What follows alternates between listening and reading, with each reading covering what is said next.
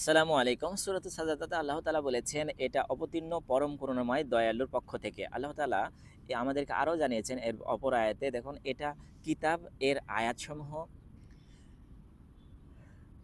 বিশদভাবে বিবৃত আরবি কোরআনুল কোরআন রূপে জ্ঞানী লোকদের জন্য। এখানে এই আয়াতটিতে আল্লাহ তাআলা বলেছেন, দেখুন জ্ঞানী লোকদের জন্যই কিন্তু কোরআন কারীম আল্লাহ তাআলা সংবাদদাতা ও সতর্ক রূপে। অতঃপর তাদের অধিকাংশই মুখ ফিরিয়ে নিয়েছে, তারা শুনে না, তারা বধির হয়ে গেছে। তারা বলে, আপনি যে বিষয়ে দিকে আমাদেরকে দাওয়াত দেন সে বিষয়ে আমাদের অন্তর আবরণে আবৃত, আমাদের কর্ণে আছে বোঝা, এবং আমাদের ও আপনার মাঝখানে আছে অন্তরাল। অতএব আপনি আপনার কাজ করুন এবং আমাদের কাজ করি। দেখুন কত বড় বোকা!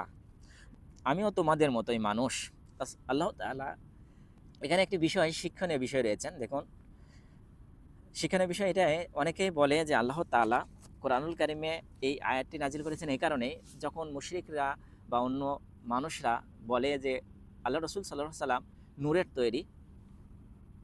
দেখুন এই আয়াতে আল্লাহ তাআলা বলছেন যে, বলুন আমিও তোমাদের মতোই মানুষ, আমার প্রতি ওহী আসে যে আমাদের মাবুদ একমাত্র মাবুদ, অতএব তার দিকেই সোজা হয়ে থাকো এবং তার কাছে ক্ষমা প্রার্থনা করো। আর মুশরিকদের জন্য রয়েছে দুর্ভোগ। তো এই আয়াতটি থেকে আমরা বুঝতে পারলাম কিন্তু যারা জাকাত দেয় না এবং পরকালকে অস্বীকার করে, নিশ্চয়ই যারা বিশ্বাস স্থাপন করে ও সৎকর্মে, তাদের জন্য রয়েছে অফুরন্ত পুরস্কার। দ্বিতীয় আয়াতে আল্লাহ তাআলা বলছেন, বলুন তোমরা কি সে সত্তাকে অস্বীকার করো যিনি পৃথিবী সৃষ্টি করেছেন দুদিনে, এবং তোমরা কি তার সমকক্ষ স্থির করো, তিনি তো সমগ্র বিশ্বের পালনকর্তা। আল্লাহ তাআলা অপর আয়াতে বলেছেন, 11 নম্বর আয়াতে, দেখুন তিনি পৃথিবীকে উপরিভাগে অটল পর্বতমালা স্থাপন করেছেন, তাতে কল্যাণ নিহিত রেখেছে।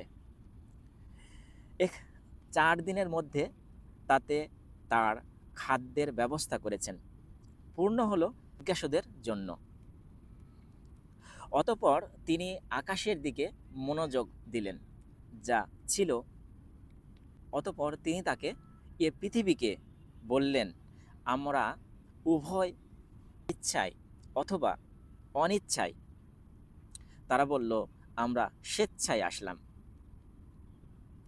অতঃপর তিনি আকাশমণ্ডলীকে দুদিনে সপ্ত আকাশ করে দিলেন এবং প্রত্যেক আকাশে তার আদেশ প্রেরণ করলেন।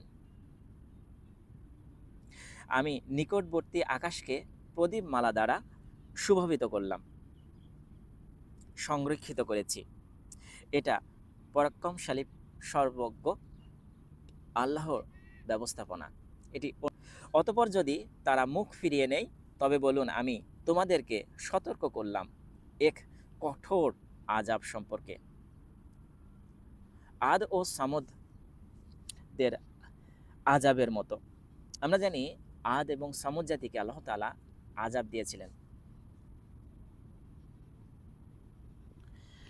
এরপরে যখন তাদের কাছে রাসূলগণ এসেছিলেন সম্মুখ দিক থেকে এবং পিছন দিক থেকে, এ কথা বলতে যে তোমরা আল্লাহ ব্যতীত কারো পূজা করো না, তারা বলেছিল আমাদের পালনকর্তা ইচ্ছা করলে অবশ্যই ফেরেশতা প্রেরণ করতেন, অতএব আমরা তোমাদের আনিত বিষয় অমান্য করলাম। নাউযুবিল্লাহ, কত বড় বেকুব তারা ছিলেন। যারা ছিল আদ, তারা পৃথিবীতে যথাযথ অহংকার করল এবং বলল আমাদের অপেক্ষা অধিক শক্তিধর কে।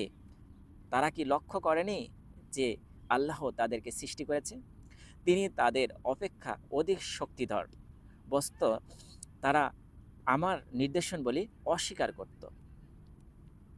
অতঃপর আমি তাদেরকে পার্থিব জীবনে লাঞ্ছনার আযাব অসাদ করানোর জন্য তাদের উপর প্রেরণ করলাম লাঞ্ছনা বায়ু, বেশ কতিপয় অশুভ দিন, আর পরকালের আযাব তো আরও লাঞ্ছনাকর। এমন অবস্থায় যে তারা সাহায্যপ্রাপ্ত হবে না। আর যারা সামুদ, আমি তাদের প্রদর্শন করেছিলাম, অতঃপর তারা সৎপথের পরিবর্তে অন্ধ থাকায় পছন্দ করল। অতঃপর তাদের কৃতকর্মের কারণে তাদেরকে অবমাননাকারী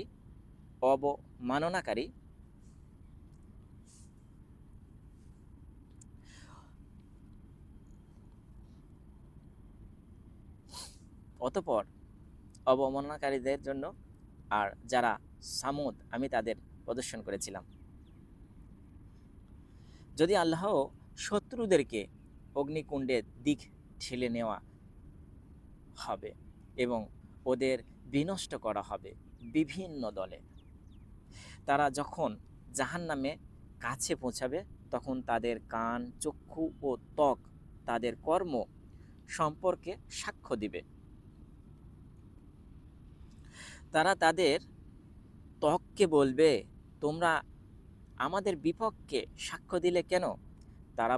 তারা বলবে যে আল্লাহ সব কিছুকে বাক শক্তি দিয়েছে, তিনি আমাদেরকে বাক শক্তি দিয়েছেন, তিনি তোমাদের প্রথমবার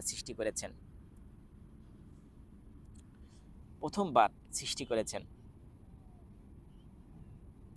এবং তোমরা তারই দিকে প্রত্যাবর্তিত হও। তোমাদের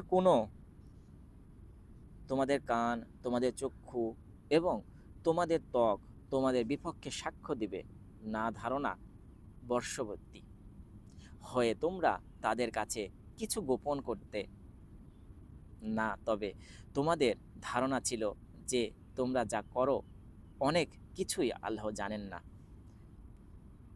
তোমাদের পালনকর্তা সম্বন্ধে তোমাদের এ ধারণাই তোমাদেরকে ধ্বংস করেছে,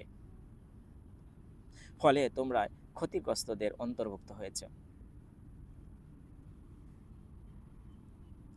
অতঃপর যদি তারা সবর করে তবুও জাহান্নামই তাদের অবস্থান। আর যদি তারা অজর খাহি করে তবে তাদের অজর কবুল করা হবে। অবাক করা একটা কথা দেখুন, এই আয়াতটিতে আল্লাহ তাআলা সূরাতুল সাজাদার এই 24 নম্বর আয়াতে আল্লাহ তাআলা বলেছেন, কোনো ব্যক্তি, জাহান্নামী ব্যক্তি, দেখুন মানে 2 আয়াত না পড়লে এখানে বুঝতে পারবেন আপনারা। তোমাদের পালনকর্তা সম্বন্ধে তোমাদের এ ধারণায় তোমাদেরকে ধ্বংস করেছে, ফলে তোমরা ক্ষতিগ্রস্তদের অন্তর্ভুক্ত হয়েছ। এবং দ্বিতীয় আয়াতে আল্লাহ তাআলা বলেছেন, অতঃপর যদি তারা সবর করে তবুও জাহান্নামেই তাদের অবস্থল। আর যদি তারা অজর